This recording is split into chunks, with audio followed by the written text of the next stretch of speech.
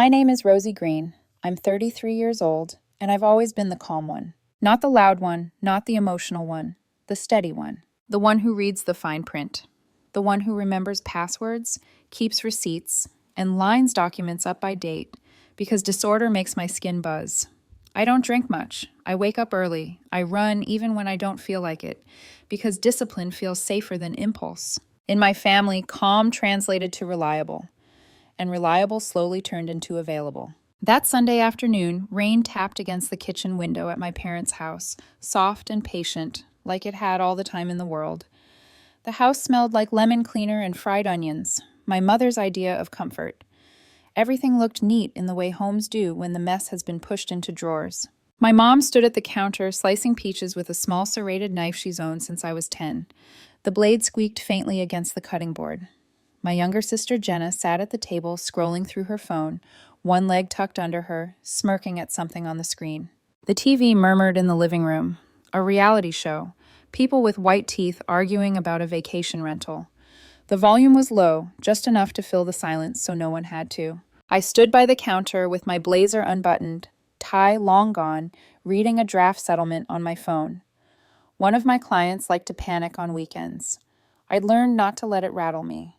That's when my mother reached into the ceramic bowl by the door. The bowl where we tossed keys, loose change, cards. She didn't look at me when she picked one up. "Sweetheart," she said, turning to Jenna, her voice light.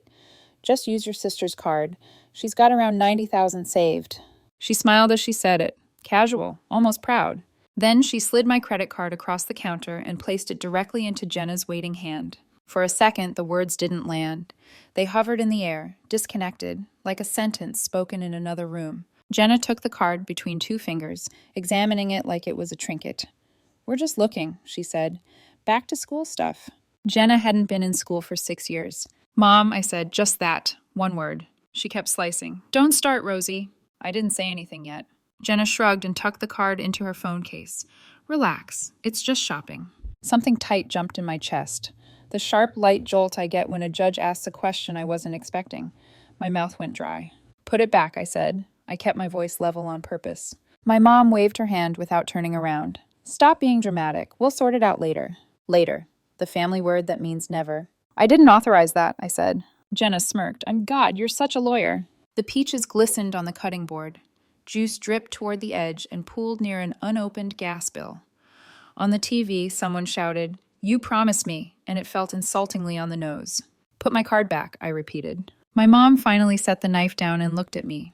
The look wasn't angry. It was warning. "Don't embarrass me. Don't make a scene. We're family." "You always make things so heavy," she said softly. "You know your sister is trying to get on her feet." Jenna stood, already reaching for my dad's car keys hanging by the door. "Be right back," she sang. "I'll grab a smoothie." She kissed my mom's cheek and left, cold air rushing in behind her, carrying the scent of vanilla perfume. The door closed. My mom went back to slicing peaches like nothing had happened. "Mom," I said again, slower this time. "That card is mine." She didn't answer right away.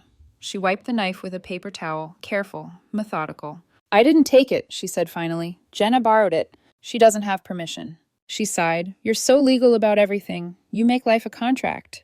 Because if I didn't, no one else would." Here's the part that didn't happen in one day. It happened over years. When my dad's back went out, I paid the MRI copay. When the roof leaked, I put my card on the roofer's invoice because my mom's credit was acting weird. When Jenna was short on rent, just this once, I sent the money so she wouldn't get cornered by her landlord. No one asked how I had it. They assumed I did. Because I was the calm one. Because calm women are always fine. The truth was less glamorous. I wasn't a partner.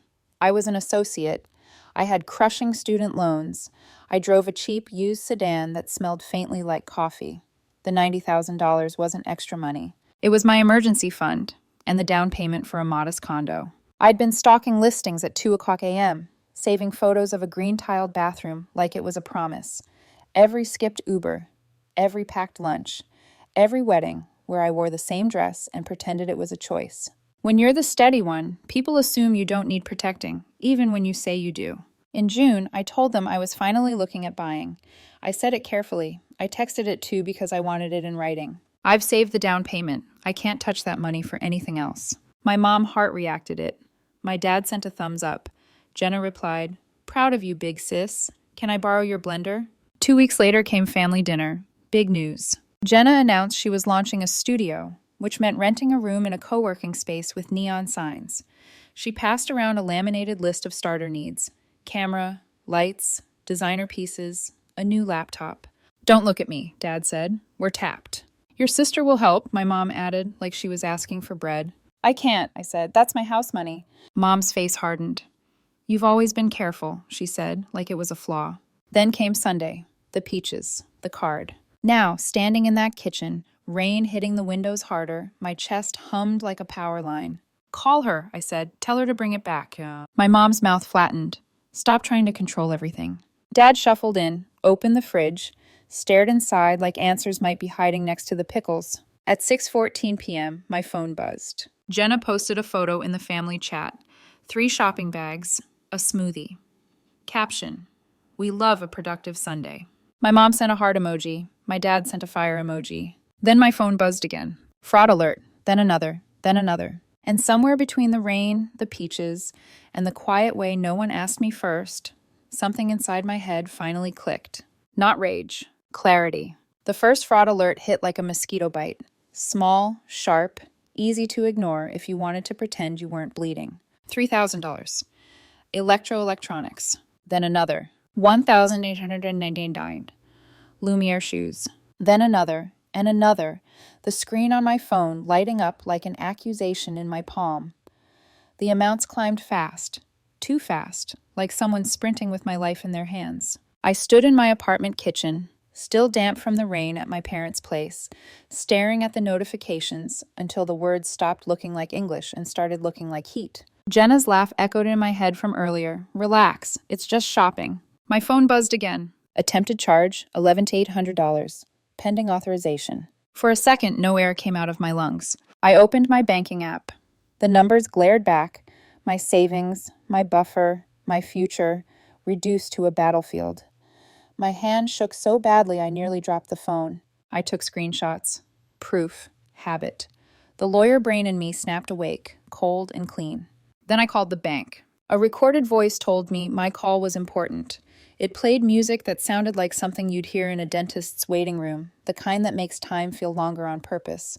My chest felt too tight for my ribs. While I waited, I texted Jenna. Bring my card back now. Deleted it. This is not okay. Call me. Deleted that too. Everything I wrote felt like begging. So I wrote the simplest thing. Stop. Call me now. No reply. Instead, a boomerang appeared in the family chat. Jenna's wrist swinging a glossy shopping bag like a trophy. Her nails were freshly done. The caption had a stupid sparkle filter. My mom reacted with another heart. Then, a private text from my mother came through, crisp as a slap. Don't be petty. She's investing in herself. Investing. With my down payment. The customer service rep finally answered. Her voice was calm and bored, like she'd spent the whole day talking people down from cliffs. Hi, I'm seeing multiple attempts on your account, she said. There is currently a transaction in progress at a merchant. I need to confirm. Are you authorizing a purchase in the amount of... How much? I heard myself ask. She paused, checking. $12,800. My throat closed. The world narrowed into a bright, sick tunnel. No, I said. Absolutely not. Okay, she replied, and I could almost hear the click of keys. I can freeze the card now. Do you want to proceed? Yes, I said, and the word felt like a door locking. She told me the card was frozen. She offered to overnight a replacement. She asked if I wanted to dispute the earlier charges. But all I could see was Jenna's hands, sliding my card into a reader like it belonged to her. I'm going there, I said suddenly. I'm sorry? The rep asked. The mall, I said. I'm going there right now. I hung up. I don't remember putting on my shoes. I don't remember grabbing my keys. I only remember the rain, harder now, and the way my car smelled like wet fabric and old coffee, and the way my hands gripped the steering wheel, like it was the only thing keeping me from floating away. The drive blurred into red brake lights and slick asphalt. My sedan's brake pedal had been sticking for weeks. I'd kept telling myself I'd handle it later. Later is dangerous. Later is how you lose things. I pulled into the mall parking lot so fast my tires hissed on the wet pavement. Fluorescent lights spilled out of the sliding doors like an interrogation room. Inside, everything was too bright, too loud. The air smelled like pretzels and perfume and money people didn't have. I followed instinct. Electronics was on the second floor, past the overpriced sunglasses kiosk, and the stores Jenna loved because they handed out free samples. I spotted them immediately. Jenna stood at the register with a cart piled high. Ring lights, cameras, drones, laptops stacked like she was furnishing a small studio apartment. Her hair was glossy, curled like she'd had time to get ready for this. She looked excited, almost giddy. My mother stood beside her, leaning toward the salesperson, asking about warranties as casually as if she were buying a toaster. Something in me went quiet. Not numb, focused. I walked straight up to them. "Give me my card," I said. Jenna blinked at me slowly, like she was inconvenienced by my presence. "Rosie," she said, dragging my name out like it tasted sour. "Relax." The cashier, a young guy with a neutral face, slid the card into the reader. It chirped, paused. Then the screen flashed red. The cashier cleared his throat carefully. "I'm sorry," he said. "This card's declined." Jenna laughed like it was a joke. "Run it again." "I just froze it," I said. My voice sounded calmer than my body felt. My hands were shaking, but I kept them at my sides. Jenna's smile faltered. "What?" "I froze it," I repeated. "Because you're stealing." My mother turned sharply, eyes wide with warning. "Rosie," she hissed, stepping closer, like she could block me with her body. "Not here." "Where then?" I asked. "At home, where you can tell me I'm dramatic and then slice peaches like nothing happened?" Her face flushed red, fury rising like heat. "People are looking," she snapped. They were. A couple behind us paused, their shopping bags hanging from their wrists like punctuation. A teenager stared openly. The salesperson suddenly found something fascinating on the counter. "Good," I said. The word came out hard. "They should look." My mother's eyes flashed. Betrayal, outrage, something almost like fear. "Don't humiliate your sister." She humiliated me the moment she took what wasn't hers. Jenna leaned on the counter, suddenly cold. "God, you love this. You love making me feel like trash." "That's not what this is," I said, but my voice caught on the truth. She believed that narrative because it protected her. If she was the victim, she never had to admit she was wrong. My mother snapped her head toward the cashier. "We'll pay another way," she said quickly, forcing a bright smile. "This must be a bank error." "No," I said. "Put them back." The cashier's eyes flicked to me. He looked like he wanted to melt into the floor. "I can hold the items for 15 minutes, he offered quietly. "After that, they go back." "Put them back," I said again, and this time my voice didn't shake.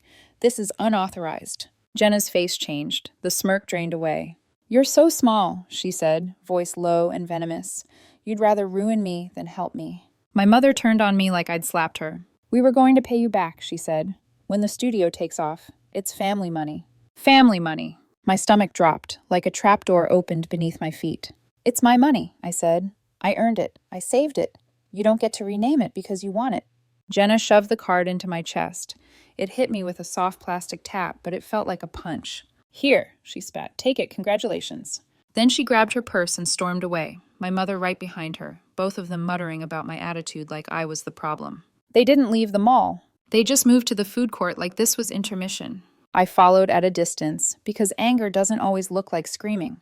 Sometimes it looks like a woman walking behind her own family, realizing she's been paying for the privilege of being used. They sat with smoothies, Jenna's bright pink, my mom's green, and laughed at something on Jenna's phone as if the last 10 minutes hadn't happened. I sat across from them at a sticky table, my shirt damp, my hands still trembling. My mother leaned forward first. "You could have handled that privately," she said, voice tight. "You could have asked," I replied. "You could have respected me." Jenna rolled her eyes. She likes being the victim. I opened my banking app and turned the screen toward them. The numbers glowed like a crime scene. "Do you see this?" I asked quietly. $88,000 in attempted charges. My mother's mouth tightened. "Discounts," Jenna said, like that fixed it. "It's not like it all went through." "No more," I said. My mom's eyebrows lifted. "What's that mean?" "It means consequences," I said, and my voice finally matched the steel inside my chest. My mother let out a short laugh, sharp and disbelieving. "What will you do? Sue your own mother?" I stood. "I won't argue here," I said, "but hear me. If anything else is charged, I will treat it like I would for anyone." My mom's face twisted. "You're heartless." Maybe I was. Or maybe I was just done being a wallet with a pulse. I walked away while they sat there under fluorescent lights, sipping smoothies like they'd won. Outside, the rain had softened into mist. My car windows fogged when I climbed in, and I sat there for a moment with my forehead against the steering wheel, breathing in slow, shaky pulls. That night, the family chat exploded. Jenna wrote paragraph after paragraph about being humiliated. My mother said I had control issues. My dad wrote, "Let's be reasonable," which in my family meant, do what your mother wants. I didn't respond. Instead, I took more screenshots. I changed passwords. I froze my credit. I canceled every shared subscription and every family plan I'd been paying for without thinking. It felt petty for about 5 seconds. Then it felt like breathing. At 11:43 p.m., my mom called.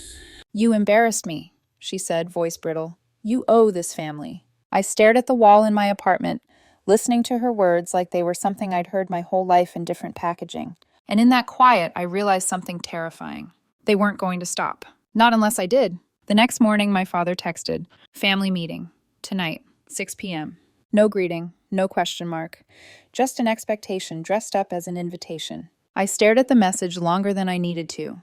The part of me that had spent years smoothing things over wanted to reply, "Okay." Wanted to arrive early, wanted to bring something neutral like bread or wine to prove I wasn't angry. Instead, I typed, "I'll be there," and set my phone down face down on the counter. The day crawled.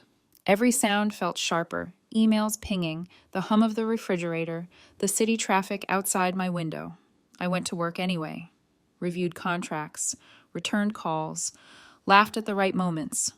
On the outside, I was still rosy green, reliable and composed. Inside, something had shifted its weight. At 6 on the dot, I parked in front of my parents' house. The rain had stopped, leaving the air heavy and clean, like everything had been rinsed and put back exactly where it was. Inside, the lights were too bright. My mother sat at the dining table with a notebook open in front of her, pen poised like this was a board meeting. Jenna sat across from her wearing oversized sunglasses indoors, arms crossed, chin tilted high. My father paced near the window, hands clasped behind his back, already tired. No one offered me a drink. "Sit," my mother said, not looking up. "I did." She clicked her pen once. "You humiliated your sister." There it was, the opening statement. "You embarrassed this family," she continued, "in public, over money." I waited. Silence has always been my strongest muscle. "We thought your savings were for family goals," she added finally, eyes sharp now. "That's what we raised you for." Jenna scoffed. "Her precious condo matters more than people." I took a breath, slow, measured. "My money is not a family account," I said, "and it never was." My mother leaned forward. "Jenna's studio is an investment." "No," I said. "It's a risk you decided to take with my name attached." Jenna slammed her hand on the table. "You're selfish." The word hung there, familiar and heavy. "It's not selfish to have boundaries," I replied. "It's necessary."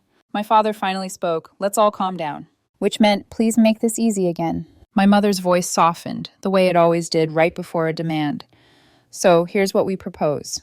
You contribute $2,000 a month, just until Jenna is stable.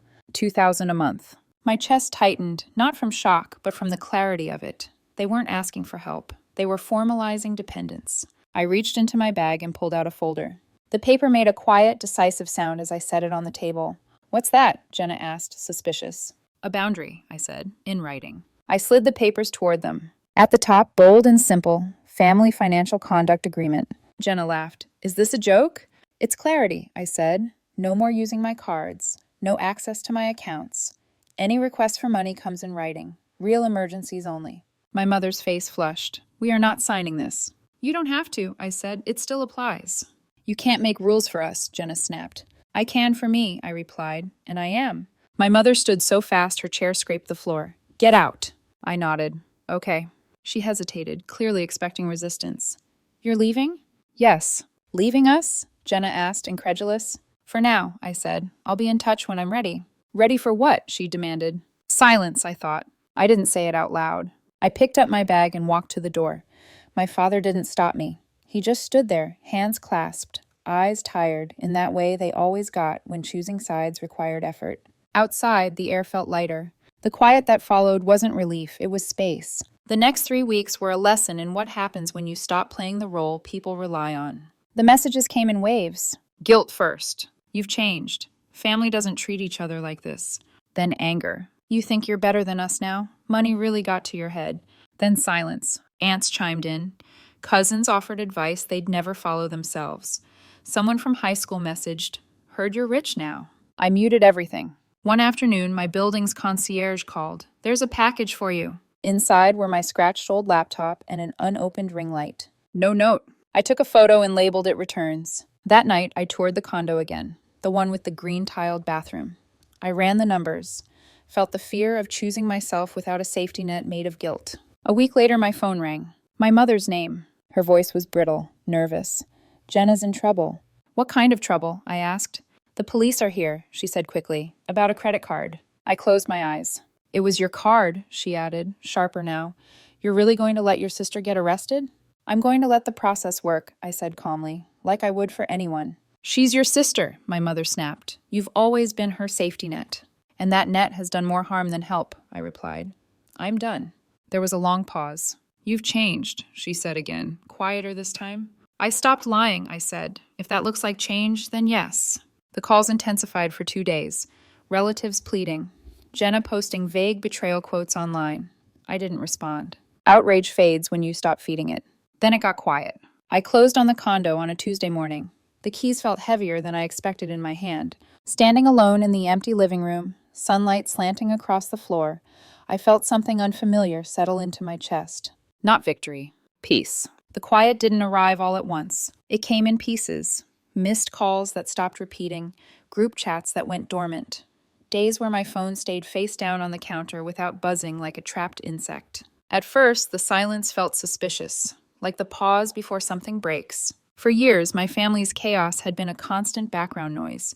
Even when things were fine, I was bracing, waiting, listening for the next problem I'd be expected to solve. Now there was nothing. And without that noise, grief crept in. Not the kind that comes with funerals or hospital rooms, the softer kind. The morning of a role I'd played so well it had almost erased me. A week after Jenna's police incident, my Aunt Marlo called. "Sweetheart," she said gently, like she was soothing a child. "You don't turn your back on family."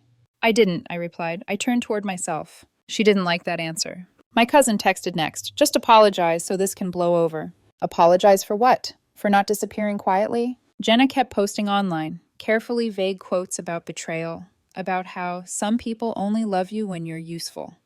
Friends I'd never met commented with hearts and fire emojis. I didn't correct the narrative. I didn't defend myself. I'd learned something important in the weeks since the mall. You don't need to attend every argument you're invited to. 2 Fridays later, I got another call from my mother. This time, her voice didn't sound angry. It sounded small. "Rosie," she said, "we're struggling." I closed my eyes, leaning against the kitchen counter of my new condo. The green tiles in the bathroom down the hall caught the afternoon light just like they had in the listing photos. Still unreal, still mine. "What does that mean?" I asked. "Bills," she said. "Jenna can't find work. Your father's hours got cut." There it was, the familiar pivot from accusation to need. "I'm sorry," I said, and I meant it. "I can't help." She inhaled sharply. "So that's it? You're just done with us?" I thought about the MRI copay, the rent transfers, the laptop, the card. "I'm done being the solution to problems I didn't create," I said.